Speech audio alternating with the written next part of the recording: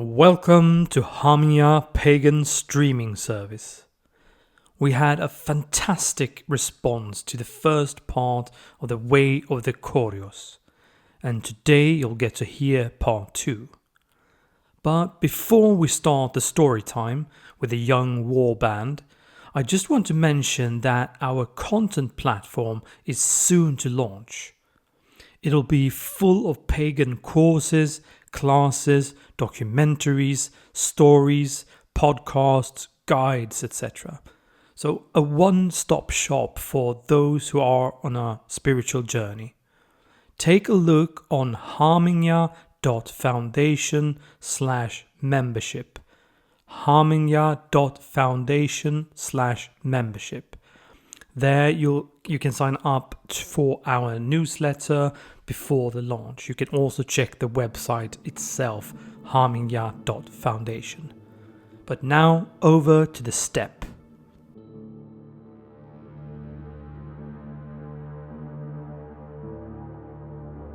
The Way of the Kóryos, Part 2, by Björn Ekdal.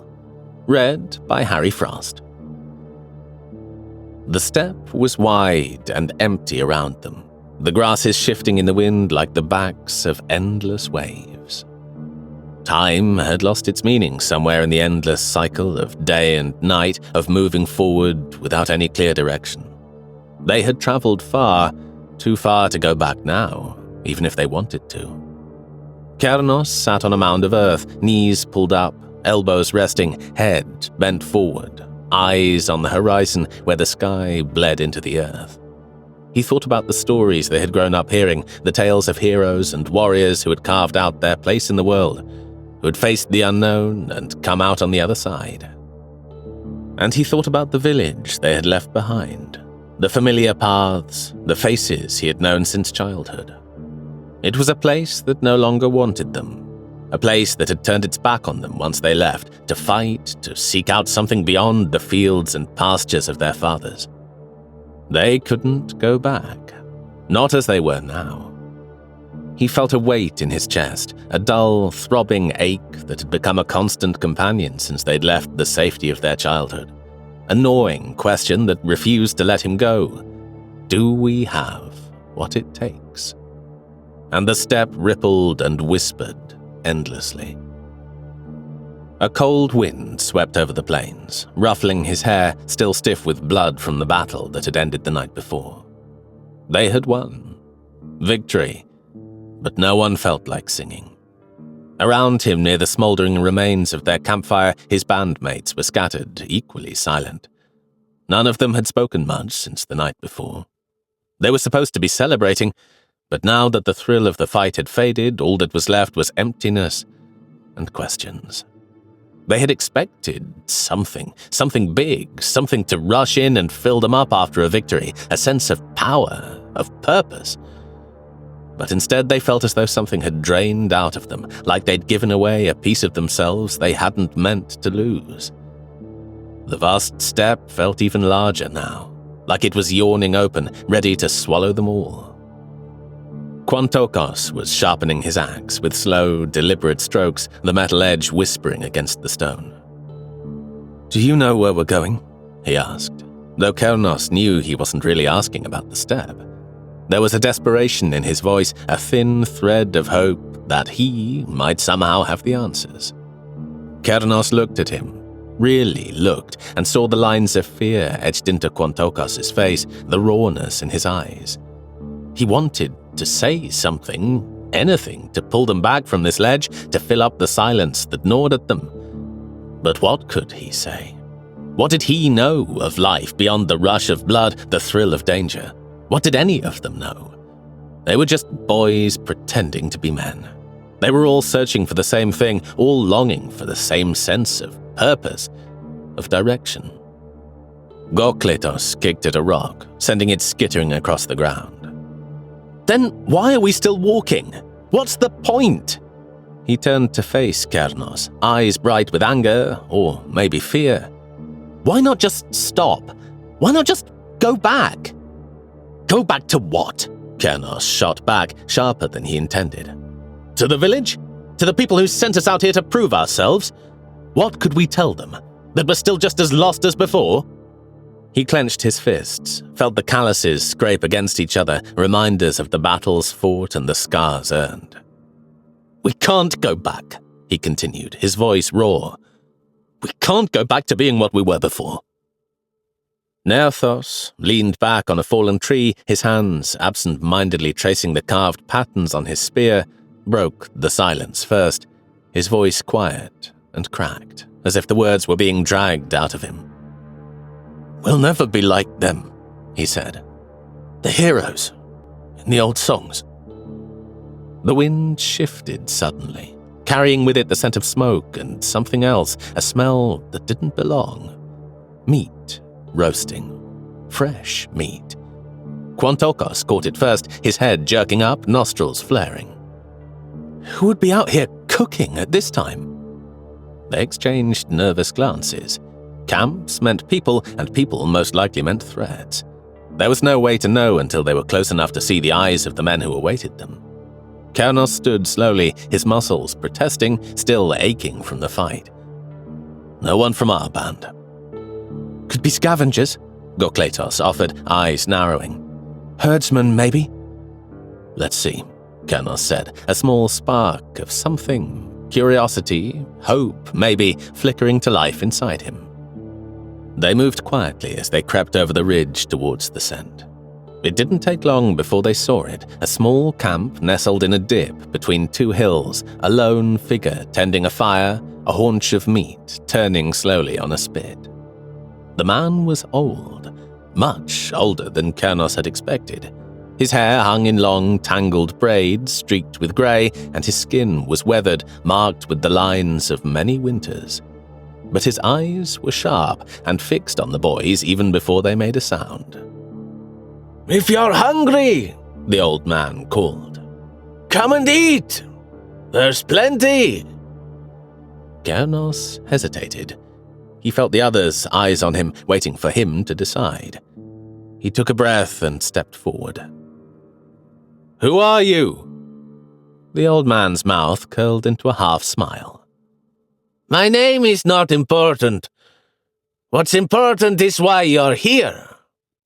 "We're hungry," Nerthos said, almost defensively, stepping forward too. "We've just come from a fight." "Ah," the old man said, nodding as if he'd expected as much. "Young men and their battles. Always so eager to prove yourselves. Come, sit. You'll need your strength for what's ahead." The young warriors exchanged glances, but something in the old man's voice drew them in, and they found themselves moving forward, settling around the fire, reaching for the meat he offered. They ate in silence, tearing into the flesh with their teeth, their hunger overpowering their wariness. When they'd had their fill, the old man spoke again. "Tell me," he said, eyes flicking over each of them in turn. "What was the battle about?" The question settled into Kóryos like a stone, heavy and cold. "We were attacked. We had to fight. And we won." "We had to fight," Nerthos filled in, almost more to convince himself than the old man. "That's what men do. We were there to take what's ours." The old man chuckled, a dry, rasping sound. "So, what did you take? And what did you lose?" "I don't really know," Kóryos said finally. "But it doesn't feel like victory." The old man nodded, as if he'd been waiting for those words. "There is a power in taking, yes. But there is a greater power in understanding what it is you take, and why. Every man must face his own shadow. The steppe is wide, and it doesn't care for your victories. But you..." He looked directly at Kóryos now, and it felt as though the old man's eyes were piercing straight through him. "You must care, or you'll be lost to it." Kóryos swallowed, his mouth dry despite the meat he'd eaten. "Maybe we are lost. How do we know what we're supposed to do? I don't know where I'm going, but I know I have to keep moving, because if I stop, I'm afraid I'll disappear. How do we find our path?" The old man's smile softened, became something almost kind. "You listen to the wind, to the earth, to the beat of your own heart. You listen and you keep moving. And when you fall, you rise again." For a long moment, none of them spoke. Kóryos looked out over the steppe, at the vast open space, at the sky that seemed to stretch forever. "It reminds me of what my grandfather once told me," he began. "That his grandfather had told him that the wind speaks to those who listen, that it carries the voice of our ancestors, their stories, their hopes and fears. Maybe we've forgotten to listen." The old man smiled.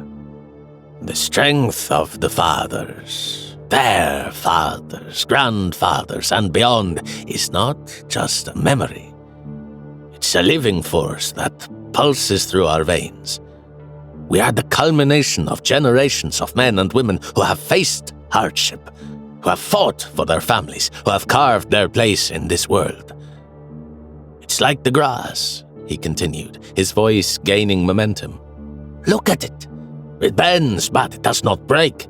It grows, nourished by the earth beneath it, shaped by the wind above it. We are the same. We have the roots of our fathers to draw strength from.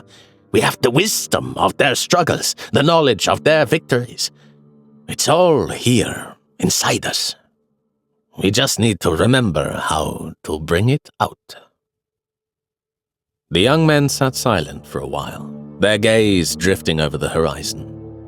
Kóryos nodded, feeling something inside him shift, something that had been wound tight finally beginning to unravel. And for the first time, he felt something other than fear, something other than emptiness.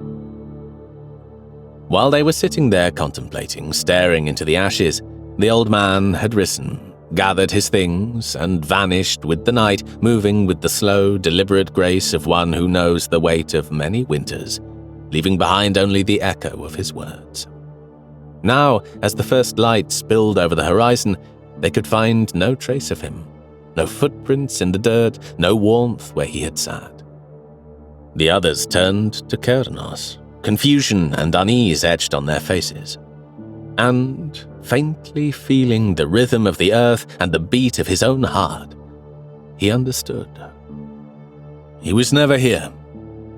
Or maybe he always was. And the steppe rippled and whispered endlessly.